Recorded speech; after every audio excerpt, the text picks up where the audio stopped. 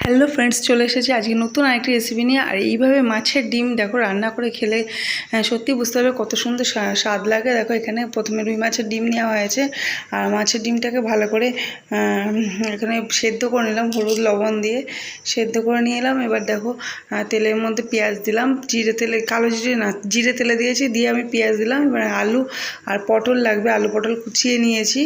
আর দেখো পেঁয়াজ একটু হালকা ভাজা হয়ে গেলে আমি আলুগুলো দিলাম, আলুগুলো দিয়ে একটু ভাজা করে নিয়ে তারপরে পটলগুলো ছেড়ে দিয়েছি চেরা কাঁচা লঙ্কা দিয়ে। এবার দেখো খুব ভালো করে ভাজা করে নিতে হবে।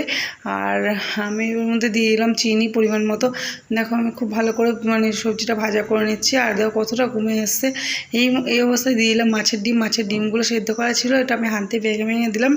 আর এবার কিন্তু গ্যাস একটু জোরে দিয়ে খুব ভালো করে একভাবে নাড়াচাড়া করে যেতে হবে। দেখো আমার কিন্তু রেসিপিটা তৈরি। রেসিপিটা কেমন লাগলো জানিও। গরম গরম ভাতের সাথে কিন্তু খুব ভালো লাগে। Like comment share.